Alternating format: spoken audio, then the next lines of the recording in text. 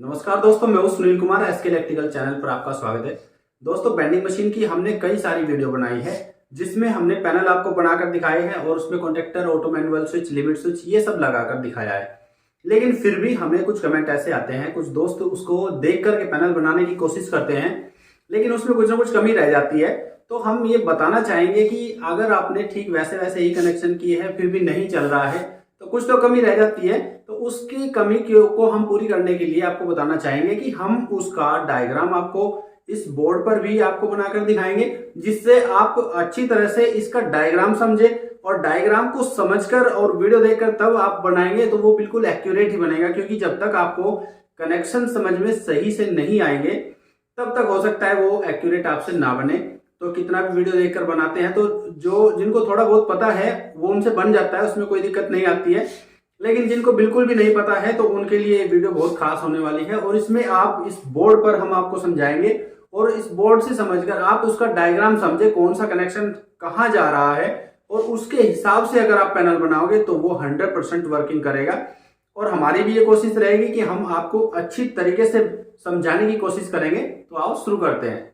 तो सबसे पहले हम ये देख लेते हैं, अगर हमारे पास में 220 वोल्टेज के भी कॉन्टेक्टर होते हैं, 220 वोल्टेज ऑपरेटिंग कॉइल के और 415 के भी होते हैं। लेकिन मोस्टली जो चाइनीज मशीन है वो आती है तो उनमें 415 वोल्टेज के रहते हैं।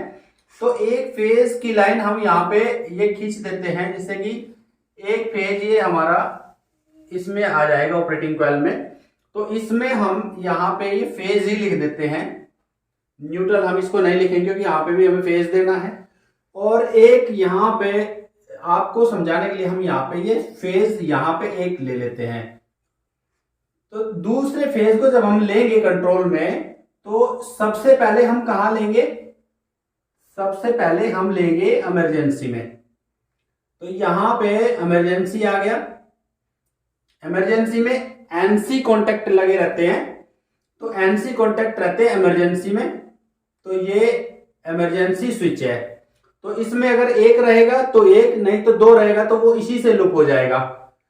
तो यहां पे इमरजेंसी के बाद में फिर हम इसमें लगा देंगे ऑटो मैनुअल का स्विच।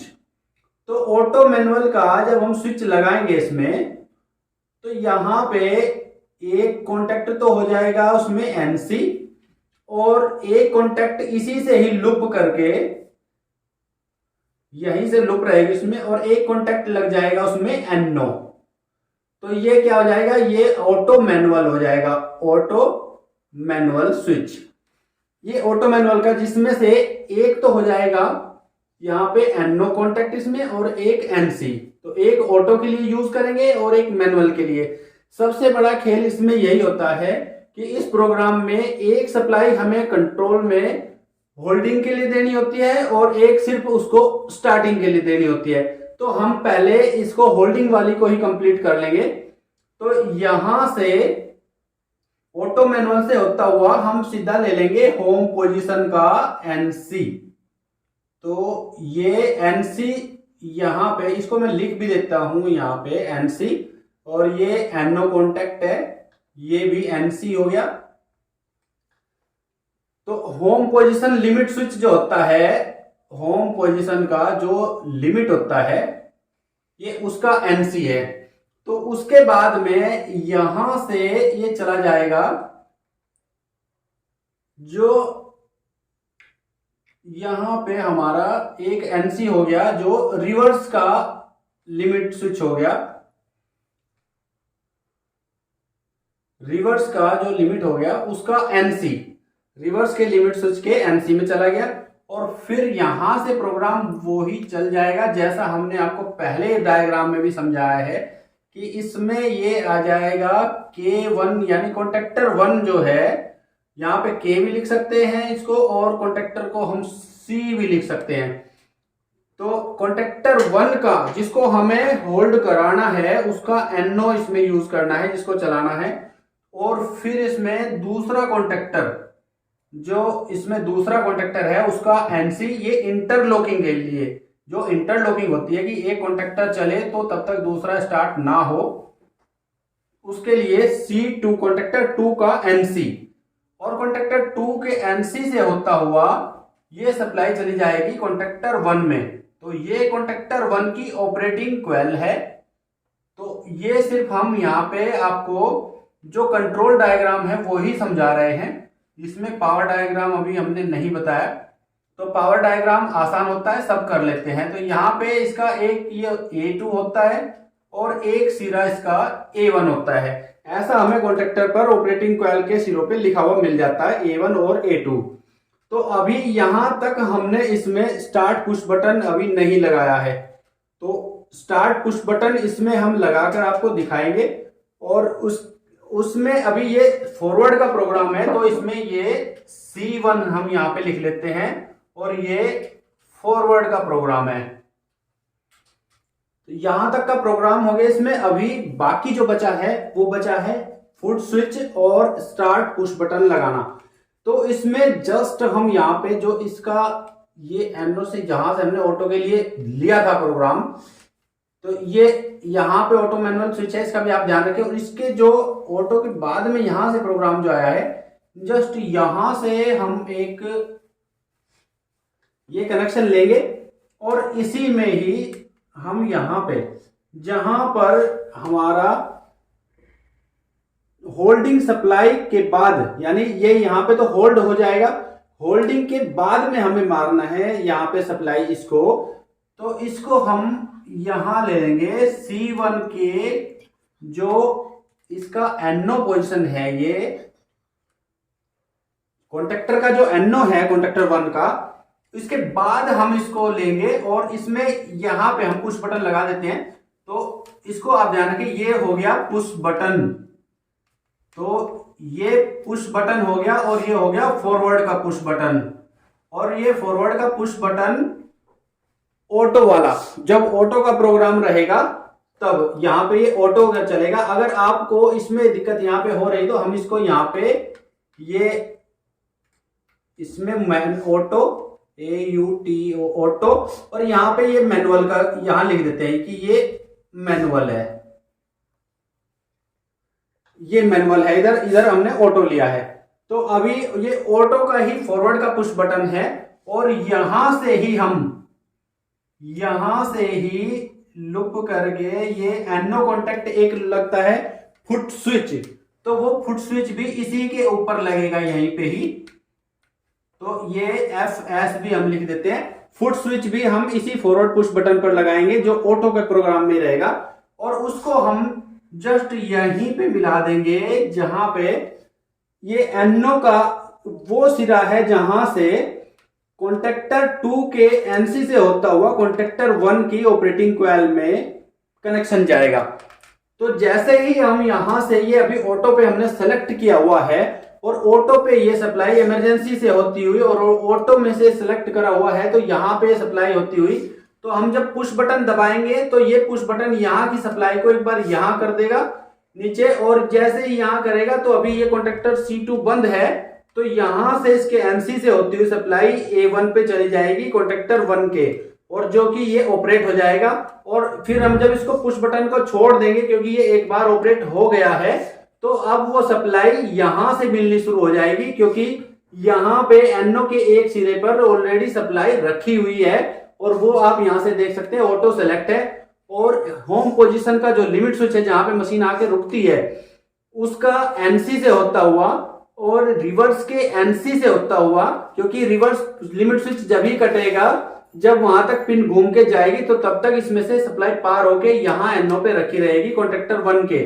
तो होल्ड जैसे हो जाएगी, जैसे पुश बटन ने अपना काम किया, इसको चलाया, तो यहां से सप्लाई मिलनी शुरू हो जाएगी और ये चलता रहेगा जब तक कि ये रिवर्स का जो NC है यहाँ पे ये ना कट जाए। ये लिमिट स्विच है, यहाँ पे ये लिमिट स्विच है, तो जब तक ये चलता रहेगा तब तक ये यहाँ जब तक ना कट जाए। रिवर्स का आप देख लेते हैं, होम पोजीशन का जो लिमिट है, होम पोजीशन के लिमिट से ही हम यहां से ले लेते हैं, क्योंकि यहां से ले या फिर यहां से ले कनेक्शन बात एक ही है, उसमें कोई दिक्कत नहीं, तो हम यहीं से ले लेते हैं। तो इसका आप ये देख लो, यहां से जो सप्लाई जाएगी, एक तो इसका हम एनो बना देते हैं क्योंकि ये लिमिट है, ये लिमिट स्विच है जहां से रिवर्स होकर मशीन आती है, ये लिमिट है, और इसी से ही इसका एनो रहेगा कॉन्ट्रैक्टर का, तो इसको हम यहाँ पे लिख देते हैं, ये NO हो जाएगा कॉन्टेक्टर 1 का।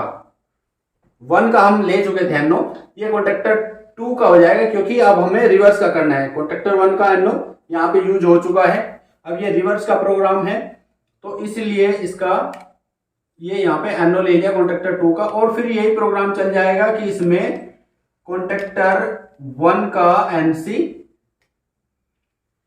कॉन्टेक्टर 1 का NC और फिर ऑपरेटिंग क्वेल।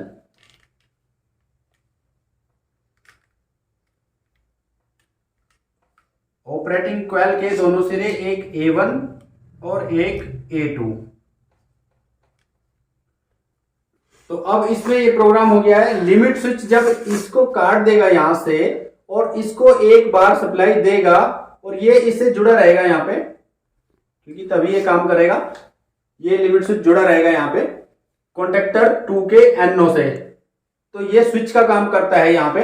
तो जब ये इसको काट देगा और इसको जोड़ देगा, क्योंकि सप्लाई यहाँ पे है, तो सप्लाई जब यहां से यहां आएगी तो ये कॉन्टेक्टर 1 के NC से होती हुई इसको ऑपरेट कर देगी। और क्योंकि ये जरा सी देर के लिए, जैसे ही पिन टकराती है तो उतनी ही देर के लिए इसको जोड़ता है, उसके बाद में ये NO काम करता है, ये रिवर्स का NO काम करता है। यहां से सप्लाई मिलनी शुरू हो जाती है कॉन्टेक्टर 2 के NO से, और वो कॉन्टेक्टर 1 के NC से होती हुई तब जाके कॉन्टेक्टर 2 के ऑपरेटिंग क्वेल में जाती है, और ये रिवर्स का कॉन्टेक्टर होता है। ये रिवर्स का कॉन्टेक्टर होता है यहाँ पे। अब इसका मैनुअल देख लेते हैं, क्योंकि यहाँ पे हमने ऑटो मैनुअल स्विच लगाया हुआ है, तो इसका अब यहां से ये जो MC हमने यहाँ पे लिखा है इसको हम यहाँ पे लिख देते हैं।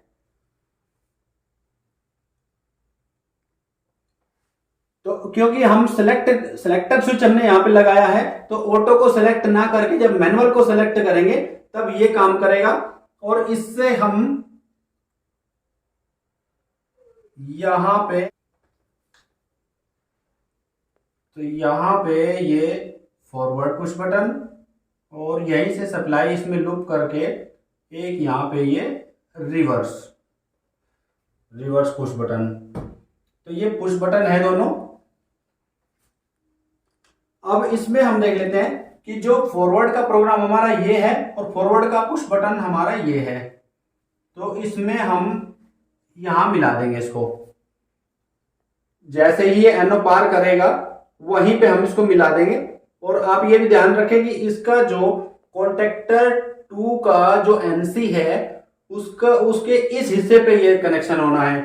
तो इससे बेटर समझ में आ जाएगा, जब हम काम करेंगे तो हमें पता लग जाएगा कि ये कॉन्टेक्टर 2 के NC के उस हिस्से पे होना है जो ऑपरेटिंग क्वेल से जुड़ा हुआ है, उससे दूसरा जो हिस्सा है उसमें कनेक्शन होना है। तो इससे ये क्लियरिटी हमें आ जाती है।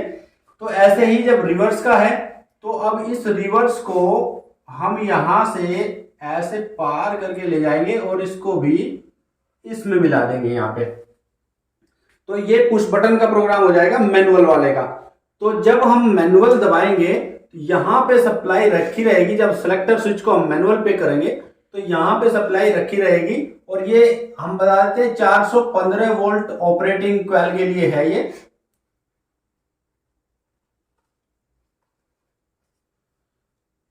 इसमें वोल्टेज आप कोई सी भी दे लें, लेकिन मोस्टली हमने जो बताया दोनों में, क्योंकि फेज दिए हैं तो 415 वोल्टेज क्वेल के लिए है।